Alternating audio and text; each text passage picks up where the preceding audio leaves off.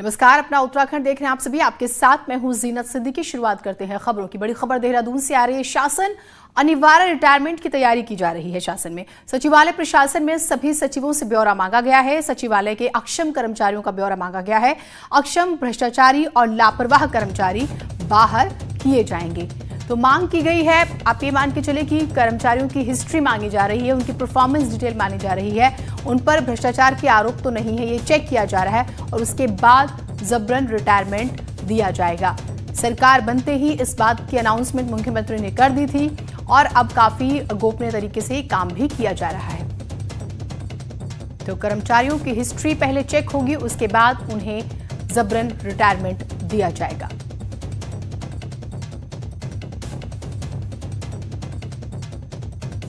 तो शासन के स्तर पर रिपोर्ट मांगी गई है, तैयारियां भी की जा रही है। करप्शन पर जीरो टॉलरेंस की बात को सरकार ने अब आगे बढ़ाते हुए सभी भ्रष्ट, लापरवाह और संदिग्ध कर्मचारियों का ब्यौरा तलब किया। जिनकी उम्र 50 साल से ज्यादा की है, उनको अब अनिवार्य सेवानिवृत्ति दी जाएगी और इसको लेकर खास तौर पे शुरुआत सचिवालय से हुई है, जहां सचिवालय प्रशासन की तरफ से सभी विभागों के सचिवों से ऐसे कर्मचारियों का ब्यौरा तलब किया गया जिनकी उम्र 50 साल से ज्यादा है, वो संदिग्ध हैं, वो लापरवाह हैं, वो करप्ट हैं। इनकी लिस्ट जारी की गई है, इनकी लिस्ट तैयार की जाएगी, इनका ब्यौरा तैयार किया जाएगा और उसके बाद इनको सीधे बाहर का रास्ता दिखा दिया जाएगा।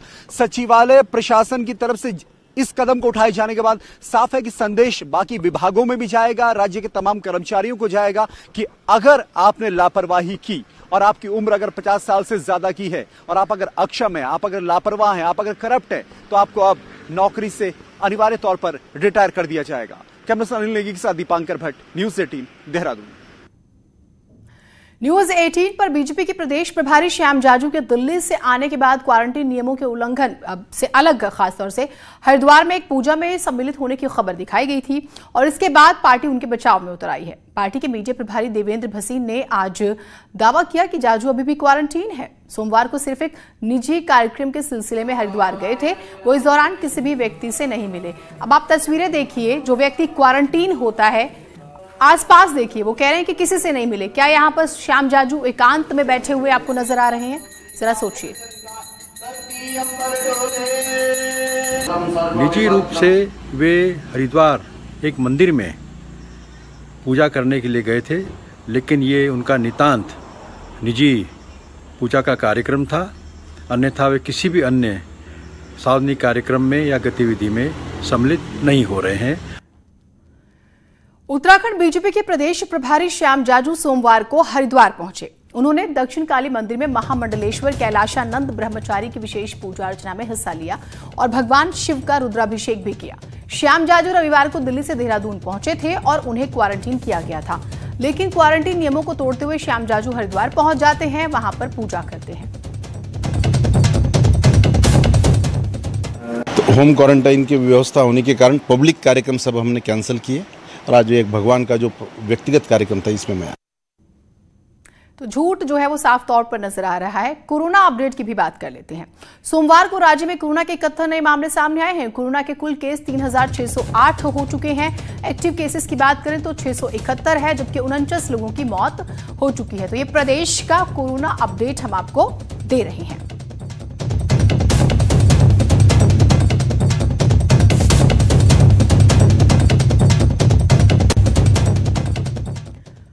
तो प्रदेश में कोरोना नियंत्रण में भले ही हो, लेकिन खत्म तो नहीं हुआ है।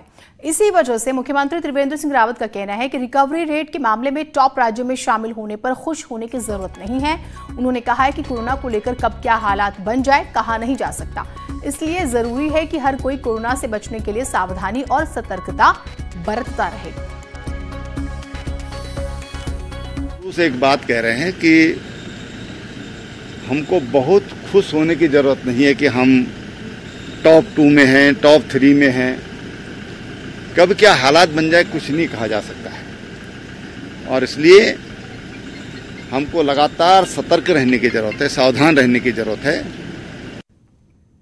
उत्तरकाशी के धरासू में डोडा पाउडर के साथ पकड़े गए 2 आरोपियों में से एक की कोरोना रिपोर्ट पॉजिटिव आ गई है। अब ट्रूनेट मशीन पर ये रिपोर्ट तो पॉजिटिव आई और इसके बाद आरोपियों को उत्तरकाशी पीजी कॉलेज में कमरे में रखा गया। सुरक्षाकर्मी बाहर तैनात कर दिए गए हैं। हैरानी की बात है कि इनके संपर्क में आने वाले पुलिसकर्मियों को भी 14 दिन के लिए क्वारंटीन किया गया है, क्योंकि संभावना जो है उनके भी कोरोना पॉजिटिव होने की बन जाती है, इस लिहाज से उन्हें क्वारंटीन किया गया। दरासू थाने में आपका 102 केजी लगभग डोडा के साथ, उसमें जब ट्रू नॉट टेस्ट कराया तो उनमें से एक एक्यूज जो है वो पॉजिटिव पाया गया है। इसको ध्यान में रखते हुए हमारे जो 14 पुलिस कर्मचारी हैं जो उनके संपर्क में आए थे उनको होम क्वारंटाइन किया गया है।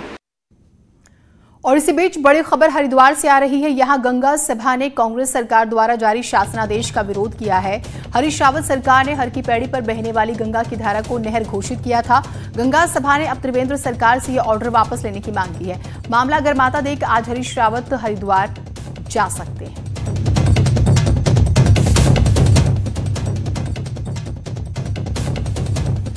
तो ये शासनादेश हरीश रावत सरकार ने जारी किया, जिसे अब मांग की जा रही है कि त्रिवेंद्र सरकार वापस ले ले, क्योंकि विरोध हो रहा है और कुल मिलाकर अब इस पर राजनीति भी शुरू हो गई है। पूरी हिस्ट्री इसकी आपको बताते हैं। हरीश रावत सरकार ने हर की पैड़ी पर बहने वाली गंगा की धारा को नहर घोषित किया था। गंगा सभा ने अब त्रिवेंद्र सरकार से ऑर्डर वापस लेने की मांग कर दी है और ये खबर आ रही है कि हरीश रावत इस सिलसिले में हरिद्वार जा सकते हैं।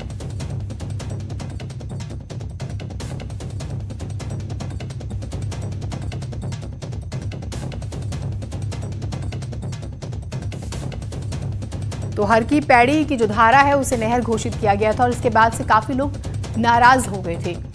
सुनील पाल हमारे साथ हमारे सहयोगी जुड़े हुए हैं। सुनील, ये पूरा विवाद बताइएगा और अब सरकार से किस तरह की मांग की जा रही है?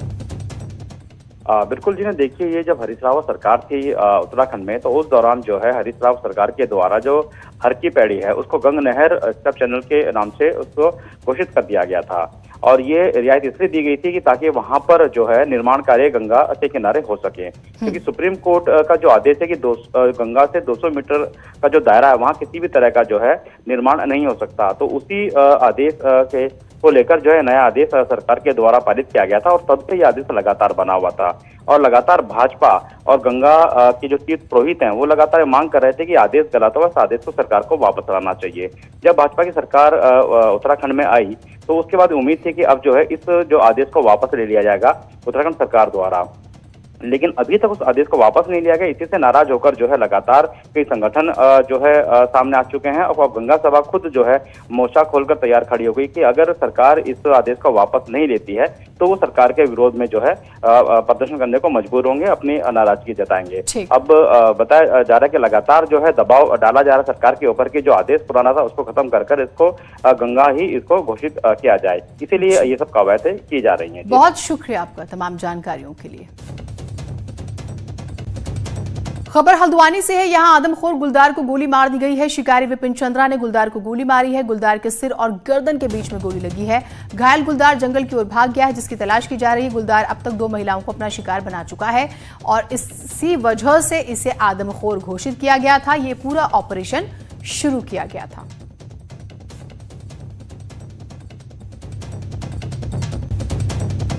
उधर पिथौरागढ़ में चीन सीमा के करीब 2 रोज पहले बादल फटने की घटना हुई थी। बादल फटने से इस इलाके में भारी तबाही मची हुई है। गुंजी और कुटी के बीच बियारों की 3 किलोमीटर सड़क प्रकृति के तांडव की वजह से जमींदोज हो गई। इतना ही नहीं, कुटी यांगती नदी के दोनों छोरों पर भी पहाड़ियां टूटी हुई हैं। कई जगहों पर कुटी यांगती नदी का प्रवाह भी रुक गया है। स्थानीय लोगों का कहना है कि इस इलाके में प्रकृति का ऐसा तांडव पहले कभी भी देखने को नहीं मिला। बादल फटने से करीब 3 किलोमीटर का इलाका जमींदोज हुआ है। खैरियत इस बात की रही है कि बादल फटने की घटना इंसानी आबादी से दूर हुई, नहीं तो बड़ी संख्या में जानी नुकसान हो सकता था।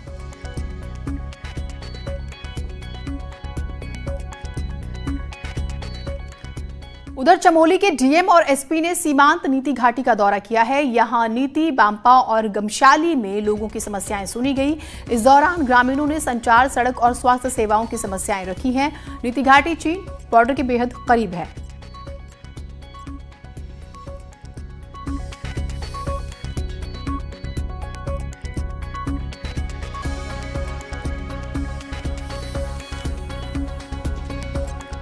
उत्तराखंड बोर्ड का रिजल्ट जुलाई के आखिरी हफ्ते में आ सकता है। शिक्षा सचिव मीनाक्षी सुंदरम ने कहा है कि 25 से 30 जुलाई के बीच बोर्ड के रिजल्ट आ सकते हैं।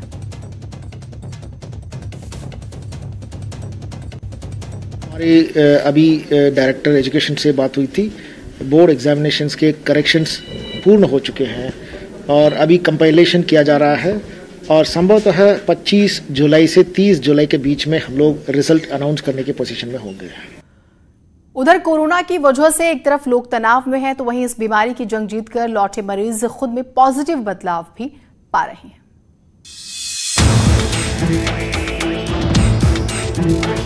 जहां एक ओर कोरोना के खौफ से लोग मानसिक तनाव में आ रहे हैं, वहीं कई लोग ऐसे भी हैं जो कोरोना से जंग जीत कर आए और अब खुद में पॉजिटिव बदलाव पा रहे हैं। 60 साल के उदयवीर का कहना है कि वो अब पहले से ज्यादा जवान महसूस कर रहे हैं और इसका श्रेय वो आइसोलेशन के दौरान अपने खान पान को मानते हैं। कैबिनेट मंत्री सतपाल महाराज भी मानते हैं कि उन्हें अपने शरीर में भी कायाकल्प लग रहा है। अब मैं बिल्कुल 20 साल का लड़का हो गया, बिल्कुल 20 साल का, मैं बिल्कुल फिट हूँ अब। निश्चित रूप में इम्यूनिटी बढ़ती है और जो बॉडी एक होती है, बॉडी पे जो कोई भी ऐसा फंक्शन हो तो वो क्योर हो जाता है, तो निश्चित रूप में आदमी स्वस्थ होकर निकलता है। वही मेडिकल साइंस भी मानता है कि गंभीर बीमारी के बाद ठीक होने में इंसान खुद को पहले से ज्यादा तरोताजा महसूस करता है।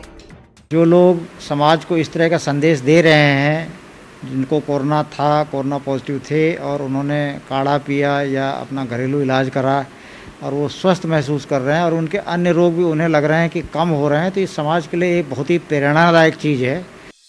एक बात तो तय है कि अच्छा खान पान आपको हर बीमारी से लड़ने की ताकत देता है, चाहे वो शारीरिक बीमारी हो या मानसिक बीमारी।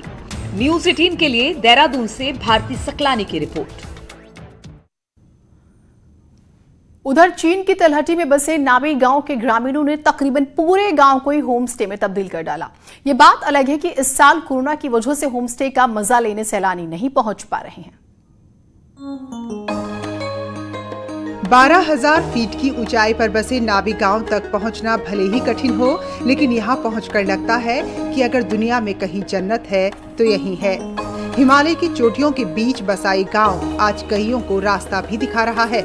असल में इस गांव के ग्रामीणों ने 2017 में होम स्टे के जरिए रोजगार शुरू किया और देखते ही देखते सिर्फ 4 साल में यहाँ के 35 से ज्यादा परिवार इससे जुड़ गए। पारंपरिक शैली में बने इन घरों में रहना सैलानियों के लिए एक अद्भुत अनुभव है। 2017 में हमें रोजगार के रूप में एक होम स्टे का हमें कार्य मिला था। उस कार्य को हमने करते हुए अब आज 2020 चला, हमारा चौथा साल है और इसी चौथे साल में हमने अभी तक 35-36 परिवारों का रजिस्ट्रेशन करा दिया है होम स्टे में। अब 35-36 परिवारों के हो चुके हैं। हिमालय की गोद में इन होम स्टे में सैलानियों का तांता लगा ही रहता है। साथ ही यहाँ के हर शख्स को रोजगार भी मिल रहा है। प्रकृति की गोद में बसे नाबी में होम स्टे इस कदर फल फूल सकता है, ये किसी ने सपने में भी नहीं सोचा था। ये बात अलग है कि इस साल नाबी का पर्यटन कारोबार भी कोरोना की भेंट चढ़ा हुआ है। कोरोना के कारण अभी तक एक भी हमारे मेहमान आए नहीं, इसके कारण अभी बिल्कुल बंद पड़ा हुआ है। कुछ तो हमारे गांव के कुछ लोग अभी अन्य कामों में, अभी कोई खेती बाड़ी में, कुछ और कामों के उसमें लगे हुए हैं। चीन सीमा से लगे इन इलाकों में सुविधाओं के अभाव में भारी संख्या में पलायन हुआ, जिसकी वजह से सुरक्षा की पहली लाइन बॉर्डर इलाकों में कम ही दिखाई देती है। लेकिन नाबी गांव लोगों को एक नया रास्ता दिखा रहा है। न्यूज़ 18 के लिए पिथौरागढ़ के नाबी गांव से विजयवर्धन उप्रेती की रिपोर्ट। ब्रेक के बाद स्वागत है आप सभी का। कोरोना के साथ डेंगू बड़ी मुश्किल ना खड़ी कर दे, इसे देखते हुए मुख्यमंत्री ने एक नए अभियान में सहयोग की अपील की है। मुख्यमंत्री त्रिवेंद्र सिंह रावत ने हर रविवार रहे तैयार, सुबह 9 बजे 15 मिनट डेंगू पर करे वार अभियान से जुड़ने की बात कही है। यानी हर रविवार को हर एक शख्स को सुबह 9 बजे 15 मिनट के लिए अपने घर के आसपास साफ सफाई करनी होगी। ध्यान देना है कि कहीं पर भी साफ पानी, किसी भी तरह से पानी इकट्ठा ना हो घर के आसपास, डेंगू का मच्छर ना पनप पाए और रोकथाम के लिए विशेष अभियान की उन्होंने शुरुआत की है।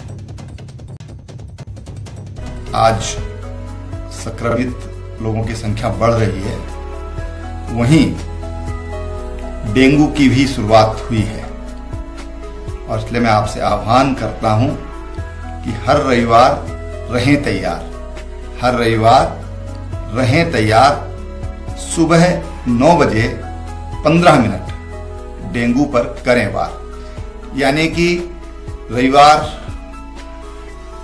9 बजे हमको कुछ समय डेंगू के मच्छरों को हटाने के लिए काम करना है। इसके लिए जो महत्वपूर्ण जानकारियां हैं कि अपने घर के आसपास हम पानी जमा न होने दें। घर में फूल हैं, गमले हैं, उनकी जो ट्रे होती है कई बार उसमें पानी इकट्ठा हो जाता है और डेंगू का मच्छर उसमें पैदा हो जाता है, तो हम उस पानी को साफ रखें। तो अपील और आपको भी सहयोग करने की सख्त जरूरत है। अल्मोड़ा जिले का भगरतोला गांव बेमौसमी सब्जी के लिए मशहूर है।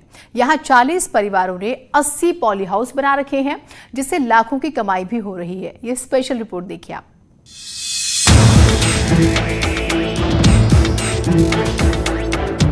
पिछले कुछ समय से पहाड़ में जंगली जानवर खेती को उजाड़ रहे थे, जिसकी वजह से धीरे धीरे ग्रामीण खेती छोड़ रहे थे। लेकिन अल्मोड़ा के भगरतोला गांव के लोगों ने हार नहीं मानी और गांव में ही कई पॉली हाउस लगाकर खेती कर लाखों की कमाई कर रहे हैं। इस गांव की सब्जी की मांग तेजी से हो रही है। घर में ही मेहनत कर रहे किसान 2 से 5 लाख तक जैविक बेमौसमी सब्जी बेचकर कमा रहे हैं। मेरा पास इस समय 14 पॉली हाउस हैं, जिसमें से मैं खीरा, टमाटर, फूलगोभी, बीन इस टाइप से खेती करता हूं। और मेरा इधर लोकल में धनिया मार्केट में भी हो गया, पनौला हो गया, अपने आसपास इधर गंगोली हाट तक भी माल जाता है। लगभग 2.5 लाख रुपए के आसपास तक का इनकम बच जाती है। कृषि को फोकस करके अपने गाँव वापस आ गया, तो मैंने धीरे धीरे बेमौसमी और मौसमी सब्जी का उत्पादन किया, जिससे मैं आज लगभग सारे खर्चों को निकाल के लगभग 1 लाख रुपया सालाना बचा रहा हूँ। गांव में सबसे पहले विवेकानंद पर्वतीय कृषि अनुसंधान संस्थान ने बरसाती टैंक बनाकर पॉली हाउस बनाए। फिर क्या था, जब गांव में बेमौसमी सब्जी के लिए मांग बढ़ी तो उद्यान विभाग और ग्राम्य परियोजना ने भी गांव में पॉली हाउस बनाकर किसानों को उन्नत बीज दिए।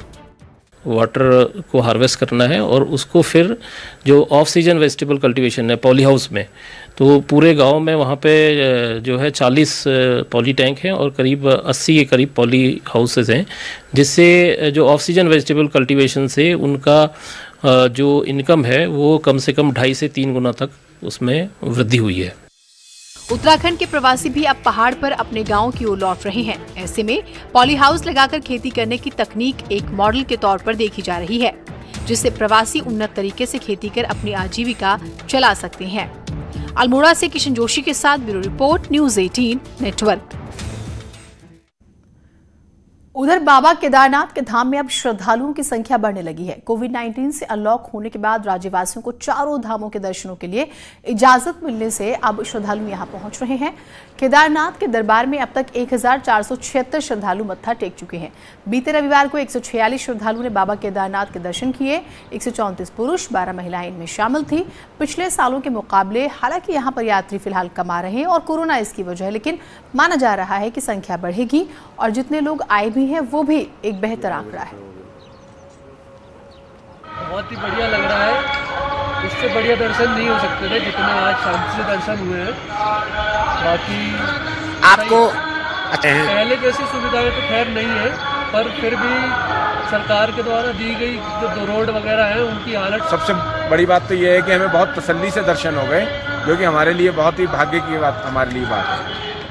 नहीं, हम लोग अभी वापसी जाएंगे, लेकिन कल रात को हम यहीं रुके थे। कोरे कागज पर मन की भावनाओं को उकेरना बस एक शौक था, लेकिन देखते देखते ये कल्पना समाज सेवा का जरिया बन गई। ऐसी ही कहानी नैनीताल की शिक्षिका श्वेता शाह की है।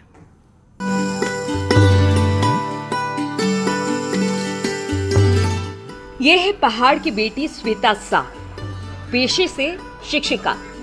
श्वेता कैनवस में वुड कट पेंटिंग के साथ ऐसे रंग भरती है मानो तस्वीरें कोई कहानी बयां कर रही हो।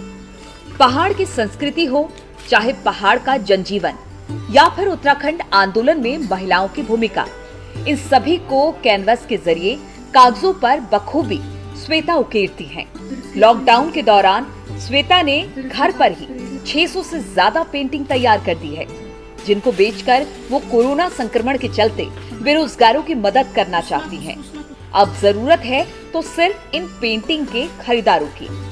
मतलब मैं चाहती हूँ कि मैं पेंटिंग्स बना के इनकी एग्जीबिशन लगाऊं और फिर इसमें से जो मुझे पैसा मिलता है मैं वो उन पैसों से मतलब कुछ लोगों की भी मदद कर सकूं। और इसी के साथ इस बुलेटिन में इतना ही। नमस्कार।